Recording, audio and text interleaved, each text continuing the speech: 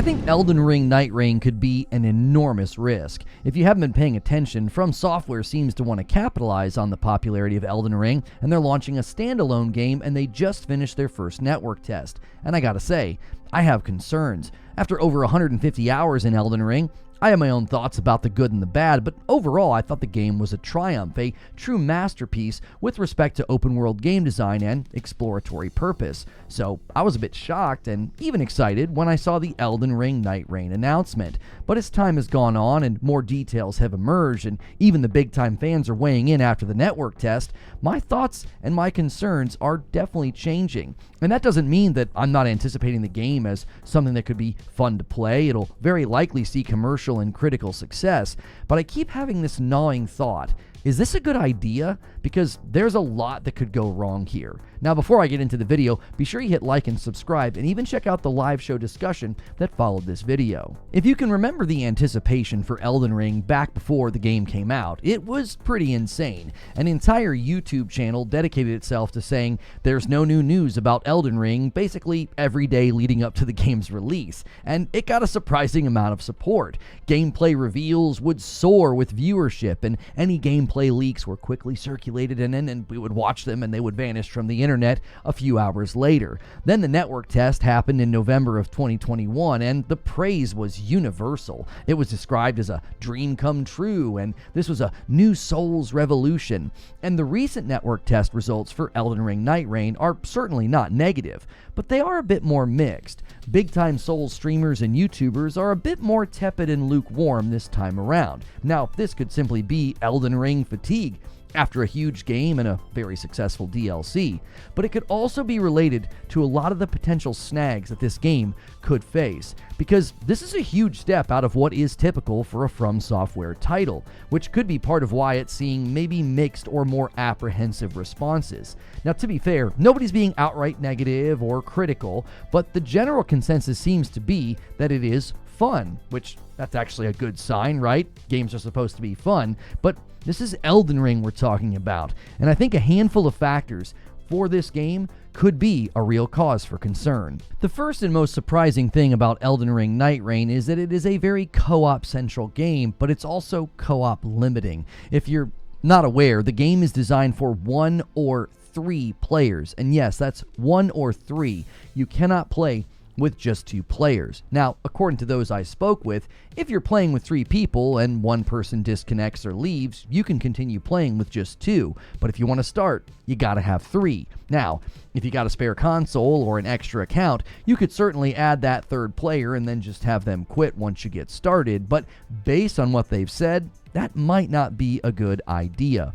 Pulling from PCGamesN.com, quote, "Back when Night Reign was revealed at the Game Awards, director Junya Ishizaki told IGN that putting players into a trio was largely a game balancing decision. After tinkering with options during development, Ishizaki said that it was like a sweet spot with 3 players in order to it not to feel too overwhelming or too busy." Now, this doesn't really seem to address why you can't do 2 players. It seems more about like why you couldn't do 4.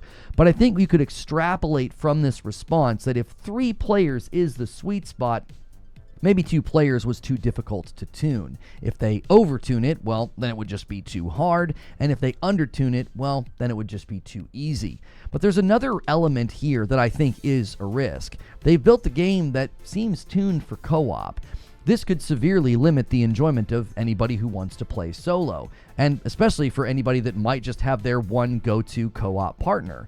Even though they are considering a 2-player option, it will not be there at launch, which may come as a surprise to anybody excited to try out a game that is basically described as co-op Elden Ring. So this could hurt the game from 2 sides. On the one hand, you may have folks that really enjoy the draw of a single-player game from FromSoft, and they feel like that maybe this isn't really properly or well designed for single-player runs. And on the other hand, fans of co-op games commonly have a co-op buddy, and the lack of 2-player could really put a damper on the reception. It is undeniable that the popularity of Elden Ring put the game into the hands of more players than any FromSoft game before it.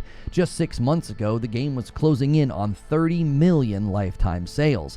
That's more than the entire Dark Souls sales series combined. So, it's safe to say that a lot of new players decided to jump into the game. And here is where broad appeal and popularity can be your own worst enemy. Longtime Souls fans and FromSoft fans, along with all of the new converts to the genre, may be in for a rude awakening when they boot up Elden Ring Night Reign. Similar to what happened with Returnal when many gamers were confused by the fact that it had rogue mechanics and they had to die and start over. John Q. Public Gamer may be excited to jump in to Night Reign and then be completely unaware of the reality that this is a co-op rogue game at its heart. And obviously, that's on the gamers who don't do the due diligence of researching games before they buy them, but it's a pitfall of popularity.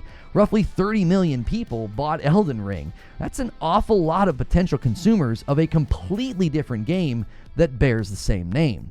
The hope would be that the network tests, your big YouTubers, your gaming outlets, they're helping spread the word. This is not a normal Souls game. This is not just another Elden Ring. When you add this to the co-op elements that we already discussed, you could see how this might not hit the same critical and consumer acclaim that Elden Ring previously did.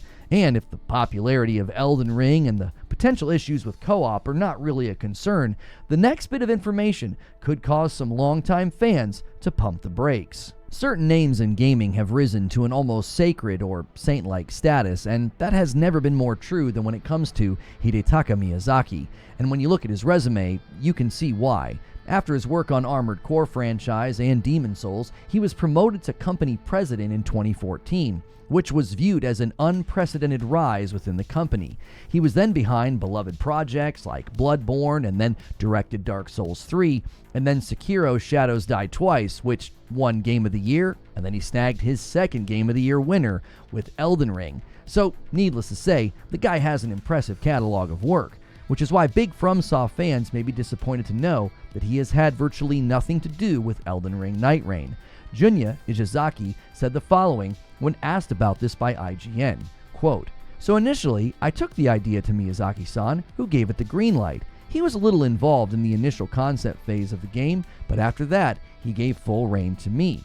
Now, this is clearly a strong stamp of approval from Miyazaki, but some fans have expressed concern about his lack of involvement. Now, my personal take is this is likely not a big deal. Miyazaki seems like the sort to just sort of move on to new projects, and he doesn't want to just keep cranking out more Elden Ring content. He directed Shadow of the Erd Tree DLC, which was critically acclaimed and even got him another Game of the Year nomination. So it's probably just the result of him wanting to move on to something new, or maybe the idea just wasn't something he felt he could really contribute to, as Night Reign is primarily a rogue game with Elden Ring systems sprinkled throughout. But that obviously means we could get a game that is Elden Ring in name only, which is probably the last and greatest risk of all. Mark Twain famously said, "Too much of anything is bad, but too much good whiskey is barely enough." And as a Kentucky resident and bourbon lover, I couldn't agree with him more, and perhaps that's what most fans will feel about Elden Ring Night Reign. Maybe it has become the Mark Twain's whiskey of the gaming world. People just can't get enough of Elden Ring. But generally that's not how it works with games. Franchise fatigue is a real thing, and that could work for or against Night Reign. I love the idea of a great combat system and then you just get like a bite-sized play session out of it, but that also could make the game very disposable. Now, knowing the FromSoftware community, this could go either way. Much of what generates the ongoing engagement of games like Dark Souls and Elden Ring, it's the different builds, the different self-inflicted challenges. Random items and random encounters, now that could grate against that sentimentality within the community, which makes it a big risk. Jerry Seinfeld rather hilariously asked Zach Galifianakis during an episode of Between Two Ferns if he thought that the original Hangover would be considered a comedy classic if they hadn't done the cash grab of a second and third movie. And I can't help but see an analogy here. Elden Ring to many was an instant gaming classic, a paragon of game design, a new archetype for open world map density and exploratory purpose. Is the name Elden Ring at risk of being cheapened by this game's existence, or does it merely expand on the already popular franchise? I actually think that Elden Ring Night Reign has huge potential, and at some level, it could push the game further with an almost sort of ongoing format feel. At a time when the term live service is so stigmatized and disliked, this game could chart a new or better path for this type of gameplay. It could easily cement itself with staying power by adding bosses, new modifiers, special events, new weapons and abilities. And we've already heard from the folks who have had their hands on the game. It certainly is fun, but like all things, fun can fade, which might mean that Night Reign doesn't reign for very long. But those are just my thoughts, and I would love to hear your thoughts. Did you play the network test? What did you think? Are you planning on getting this? You can leave a comment below. You might get featured in the live stream that followed this video. I have that in a card right here, and then I also pin a comment below. And as always, if you like this video, please remember to hit like, share, and subscribe.